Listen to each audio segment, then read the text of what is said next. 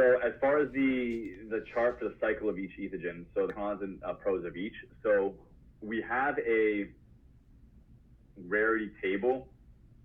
I think it's linked under project information that tells you, or a stats table that tells you all the different stats that are available and the likelihood of getting them, but it doesn't tell you exactly the pros and cons of each.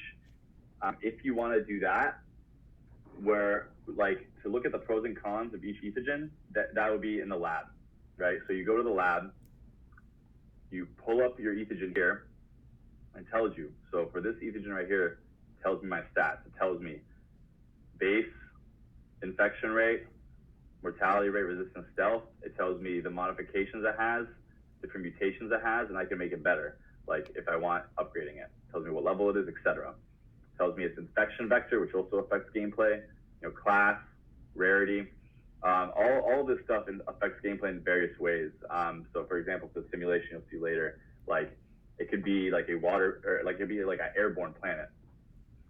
If the planet's an airborne planet, it would give bonuses to airborne ethogens, while waterborne ethogens or some other ethogen would probably be negatively affected. So you'd be strategic on that front, where you would, even if you have a much higher level, much stronger airborne ethogen, it might play your favor to play a weaker airborne ethogen because of that bonus.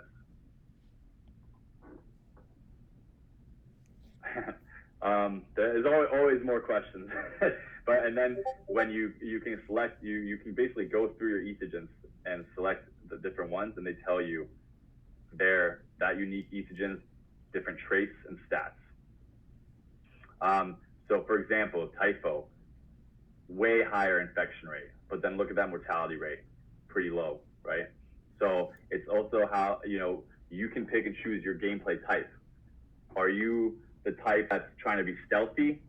Because the grand vision of gameplay that we have is that it's essentially a map, a board, right? The tournaments that have multiple planets, multiple environments, and it's turn-based. So each turn, which the tournaments will probably be around a week, we'll have different time frames. We'll have one that's a week, one that's an hour. Players can choose to enter each different one, and then they enter that, and they're in that tournament for that time frame. Each turn, they can play a card onto the map, onto the various planets, with the goal, essentially, of wanting to have the most impactful and strongest pandemic, essentially, throughout the galaxy to get rid of these trolls.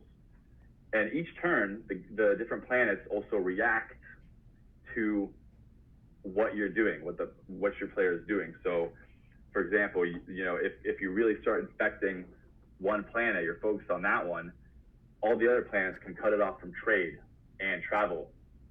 So then it'll be tough for you to spread out to other places in the galaxy because you've been cut off. Or a planet can do, in its own world, cut off water supply, for example.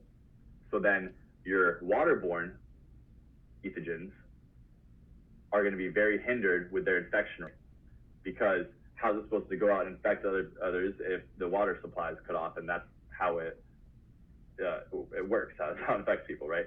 So there's a ton of different aspects throughout the game that we'll be building out, or that are already here. And then as we develop the tournaments, which right now we have just the player versus environment, one card versus one planet. In the very near future, we'll have that full tournament style with different. It might be. No, so it's not salmonella. It's not salmonella. I'm not a disease expert, but no, it's not salmonella. And all the names, hint, like, are also very similar to the names of the what it is. So also, if you read the descriptions, a lot of them are pretty funny, in my opinion, and will give you a clue as well.